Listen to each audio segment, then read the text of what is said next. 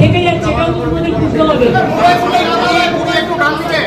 আমি এবার বলতে শুরু করবো, আপনারা চিৎকার করলে আমি কিন্তু থামিয়ে দেবো। আমরা বন্যা নিয়ে পরিস্থিতি নিয়ে বর্তমান জেলায় আমার সাথে চিফ সেক্রেটারি এবং অন্যান্য important department related to flood affected area সবাই ছিলেন। ডিএমএসপি থেকে শুরু করে এই জেলা এবং পশ্চিম বর্ধমান জেলার আমার সাথে অরূপ বিশ্বের, স্বপন দেবনাথ, রবি চ্যাটার্জি, সিদ্দিকুল্লাহ, আমার সাথে প্রদীপ দা, সিএস চিফ সেক্রেটারি, আমার সাথে ডিএম রাধিকা, আমনদীপ আমাদের এসপি সহ আরো সব অফিসারদের নিয়ে এবং সমস্ত ভার্চুয়ালে ভিডিওরা ছিলেন, লাইভ ডিপার্টমেন্টের হেডরা ছিলেন এবং প্রায় 13-14 জন প্রিন্সিপাল সেক্রেটারি ছিলেন। অল এমএলএ প্রেজেন্ট ছিলেন, জেলা পরিষদ ছিলেন, পঞ্চায়েত সমিতি ছিল, মিউনিসিপ্যালিটির চেয়ারম্যানরা ছিলেন, এমপিরা ছিলেন, কীর্তি আজাদ এবং শর্মিলা। আমি আপনাদের যেটা বলবো, আমরা ডিটেলস আলোচনা করেছি।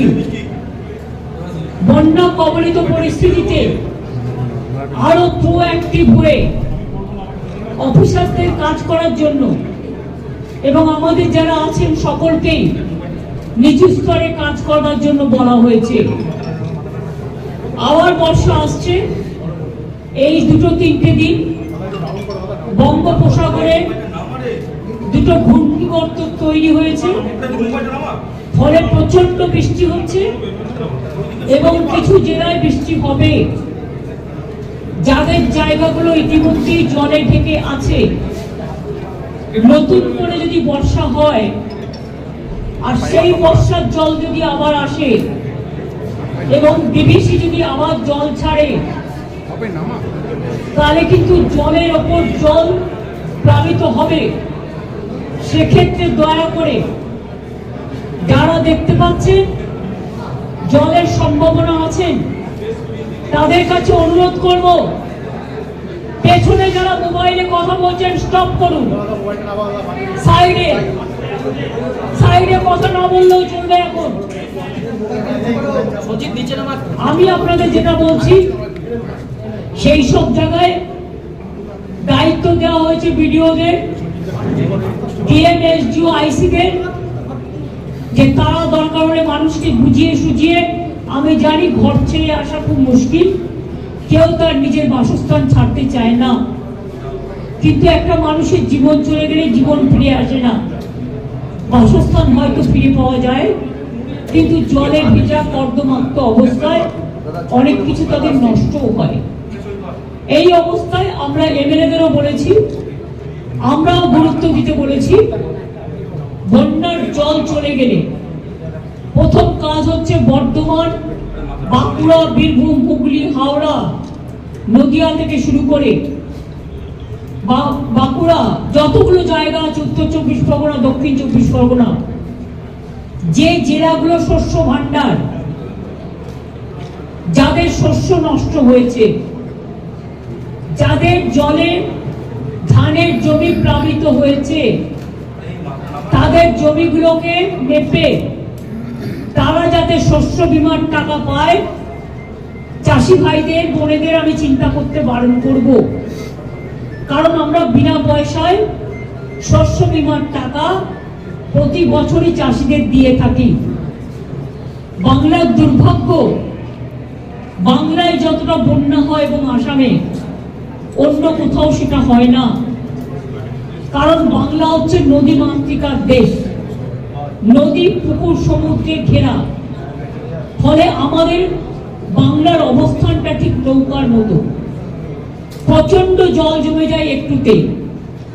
আর ঝাড়খণ্ডে বৃষ্টি হলেই আমাদের চিন্তা হয়, জলটা ছেড়ে দেয় নিজেদের বাঁচাতে, টোটাল বাংলার উপরে ফরাক্কায় যখন জল প্লাবিত হয় দীর্ঘদিন ড্রেজিং না করার ফলে জলটা ছেড়ে দেয়, গঙ্গার ইরোশনের ফলেও মালদা মুর্শিদাবাদ যখন প্লাবিত হয়, বিহারেরও কিছুটা অংশ প্লাবিত হয়, কিন্তু বিহার তখন বাঁধ কেটে দিয়ে জলটা বাংলায় ঢুকিয়ে দেয়। Ganga action plan, ফ্ল্যাড control, DBC তিনটে কেন্দ্রীয় সরকারের আমলে, মানে অন্তরে মানে ওদের অধীনে, কিন্তু আজ পর্যন্ত কোনো কাজ তারা না করার ফলে লক্ষ লক্ষ মানুষের ঘর ডুবে যাচ্ছে, কৃষিক্ষেত্র ডুবে যাচ্ছে।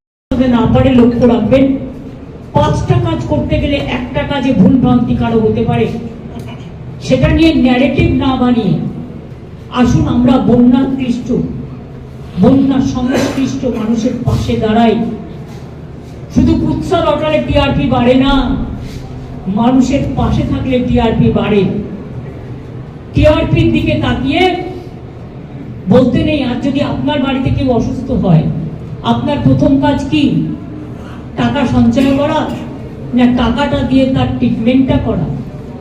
আমাদের স্বাস্থ্যসাথী কার্ড আছে, আমি হাসপাতালগুলোতে সাপে কাটার ওষুধ বেশি করে রাখতে বলেছি, এমনকি সুস্বাস্থ্য কেন্দ্রগুলোতে ইমিডিয়েট পাঠাতে বলেছি, ওটা হাতের সামনে পায়। 2 হচ্ছে ভাইরালের মেডিসিন, হেলথ সেক্রেটারি ছিল।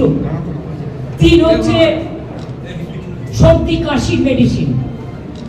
4 হচ্ছে ফ্লাড হলে পরে ডায়রিয়া হয়, এই ওষুধগুলো রেডি রাখতে বলেছি। ধান কেনাকাটা যেটা হচ্ছে, কোন রকম যেন গাফিলতি না হয়। যেখানে ধান এখনো পড়ে আছে, ধান কল মালিকদের সাথে কথা বলে দরকার হলে সেই ধানগুলো চাষির থেকে কিনে নেওয়া হোক। আর যে ধানগুলো নষ্ট হয়েছে, যে শস্যগুলো নষ্ট হয়েছে, আমরা তাকে অন্যভাবে কাজে লাগাবো। আপনারা জানেন আগে প্রতিবার সুন্দরবনে যে জল আসতো, লবণাক্ত জল, এবং দীঘায়, তাতে সব ধান নষ্ট হয়ে যেত। আমরা একটা স্বর্ণ ধান, প্রদীপটা তাই তো, আমরা একটা স্বর্ণ ধান টাইপের একটা তৈরি করেছি। ওই ধানগুলো নিয়ে আমরা কিন্তু নতুন ধান তৈরি করেছি রিসার্চ করে। কাজে মনে রাখবেন, একটার বিকল্প একটা নষ্ট হয়ে গেলেও সেটাকে বিভিন্ন কাজে আমরা ব্যবহার করতে পারি, আমরা সারের কাজে ব্যবহার করতে পারি। আগে আপনারা দেখবেন বাংলায় পেঁয়াজ উৎপাদন হতো না, এখন বাঁকুড়া, মুর্শিদাবাদ, বীরভূম বিভিন্ন জেলায় হয়, কারণ এটা আমি আসার পরে তৈরি করেছি, আরো জেলায় হবে। এই যে মালদা, মুর্শিদাবাদ, নদিয়ায় বড় বড় ড্রাগন ফল, এগুলো সব কিন্তু আমরা তৈরি করেছি। অনেক জায়গায় স্ট্রবেরিও চাষিরা চাষ করছে।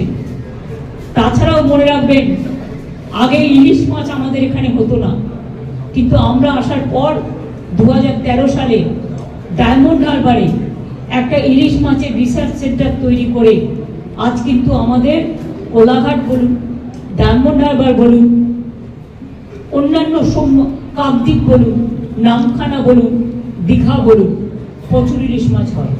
তার কারণ একটাই, এগুলো করা হচ্ছে। ডিমও আমরা সবটাই আনতাম প্রায় হায়দ্রাবাদ থেকে। আমরা এই বছর ডিসেম্বরের মধ্যে ডিমে সেলফ সাফিসিয়েন্ট হয়ে যাব। মাছটা বাকি আছে, তার কারণ একটা মাছ বড় হতে 2 বছর লাগে। প্রায় 700 ফার্মে মাছ তৈরির কাজও চলছে।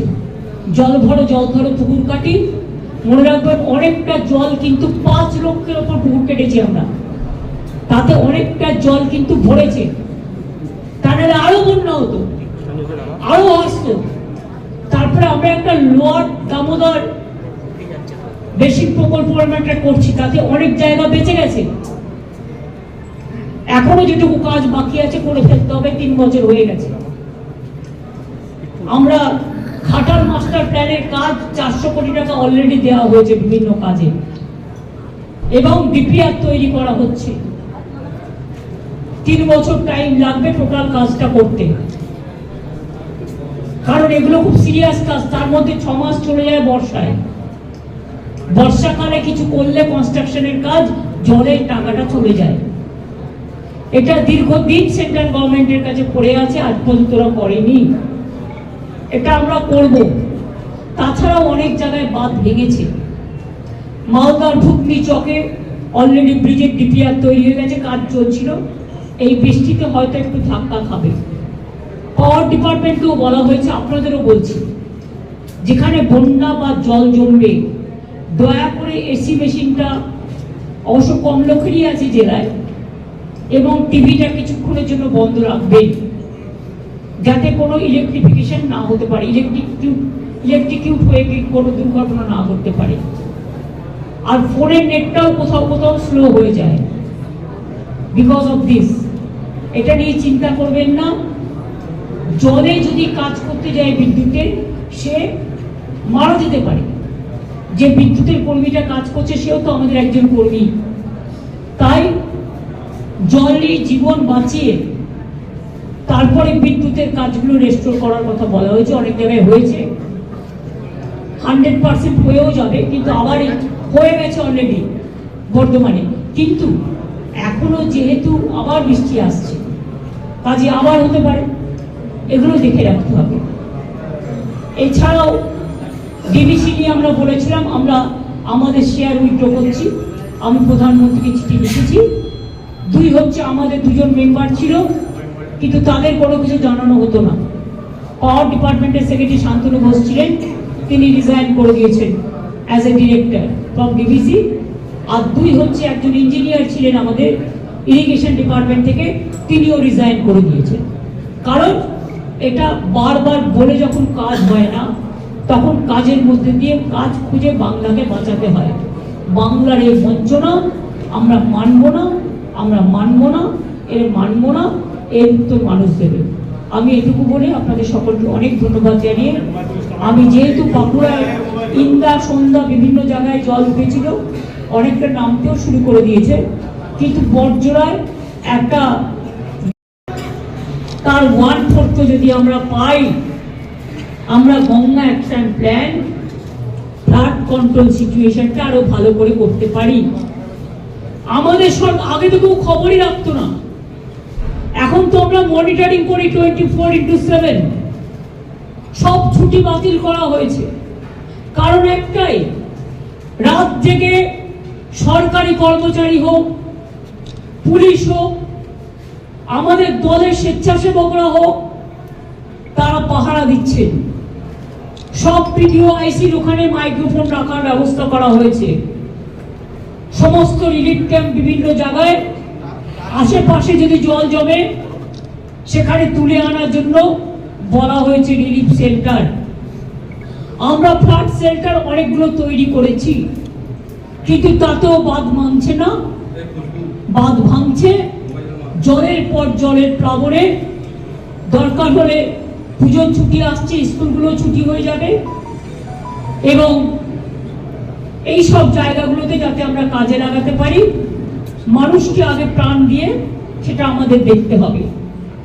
জলের যাতে খামতি না হয়, মানে খাবার জলে পিএইচই কে বলে দেওয়া হয়েছে, পিডব্লিউডি কে বলা হয়েছে যে রাস্তাগুলো ভেঙেছে টোটাল সার্ভে করতে। পঞ্চায়েত ডিপার্টমেন্টকে বলা হয়েছে ডিসেম্বর মাসে যে 11 লক্ষ মাটির বাড়ির টাকা রাজ্য সরকার ছাড়বে পাকা বাড়ি করবার জন্য, অর্ধেক টাকা প্রথম কিস্তিতে আর অর্ধেক টাকা দ্বিতীয় কিস্তিতে দেওয়া হয়। অর্ধেক কিস্তির টাকা আমরা ডিসেম্বরে ছাড়বো। জল কমে গেলেই পঞ্চায়েত ডিপার্টমেন্ট সার্ভে করে নেবে এই 11 লক্ষ মানুষের বাড়ি। তাছাড়াও মাইনরিটি ডিপার্টমেন্ট থেকে 65,000 বাড়ি তৈরি করে দেওয়া হচ্ছে ডেস্টিটিউটদের জন্য।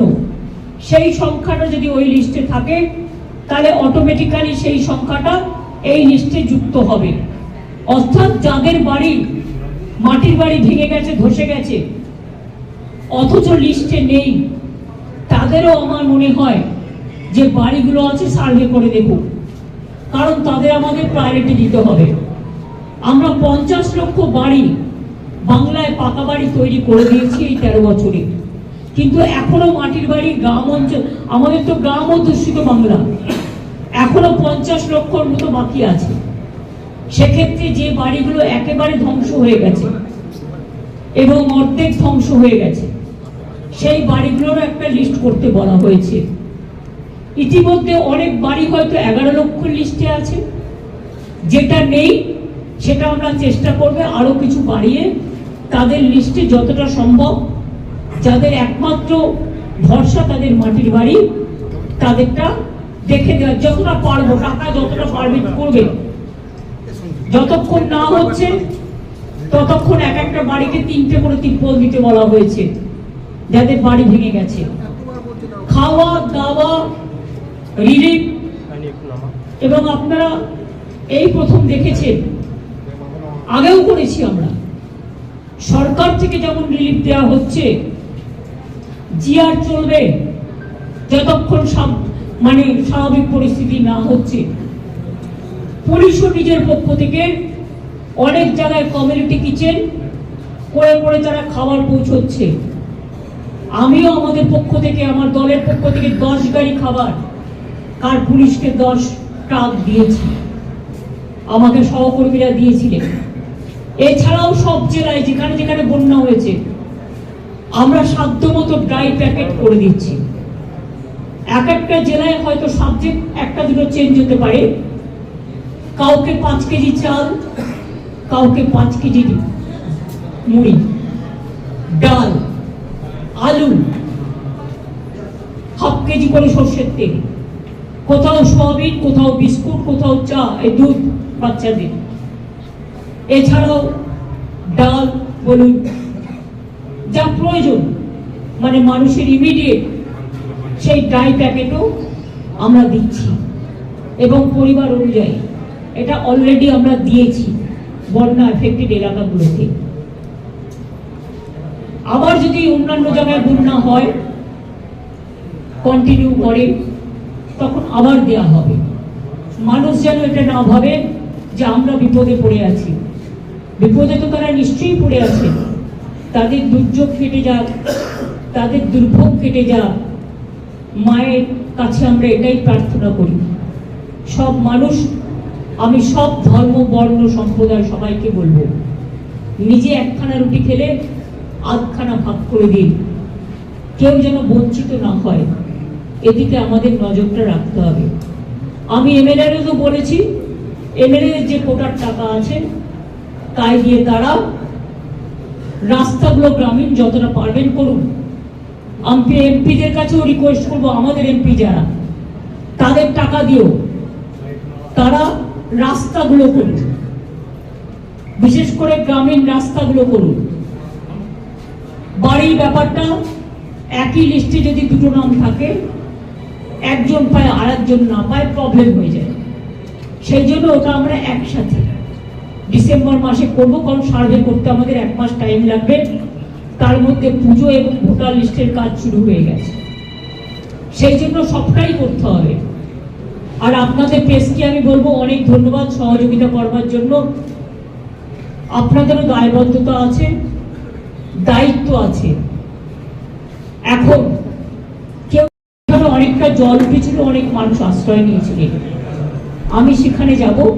তারপরে রাতে আমি দুর্গাপুরে আজকে থাকবো, প্রোগ্রাম নেই, ফিরে আস্তে আস্তে রাত হয়ে যাবে। আমি কালকে বীরভূমে অ্যাডমিনিস্ট্রেটিভ রিভিউ মিটিং করব, তাহলে আমার বন্যাক্লিষ্ট সবগুলো জেলা কমপ্লিট হয়ে যাবে ভিজিট করা। আপনাদের অনেক ধন্যবাদ, অনেক নমস্কার। আগাম পুজোর সকলকে শুভেচ্ছা। মা সকলকে শান্তি দিক, স্বস্তি দিক, শক্তি দিক, ভক্তি দিক। সবাইকে মা ভালো রাখুক, দুর্যোগ কেটে যাক, দুর্ভোগ কেটে যাক, আসুক আশা রাখবে।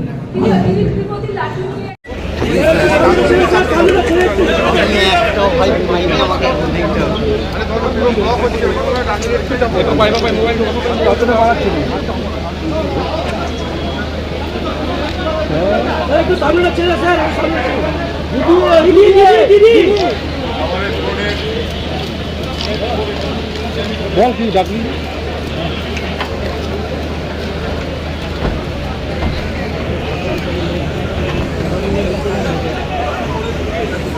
ব্যারিকেড পড়ে যাবে, নিয়ে পড়বে। ঠেলছিস কেন? সেটা ঠেললে হবে। ঠেলছে তখন তো ফোনটা উঠছে।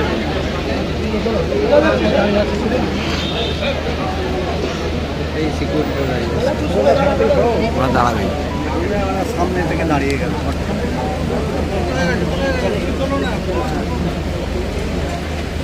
দাদা একটু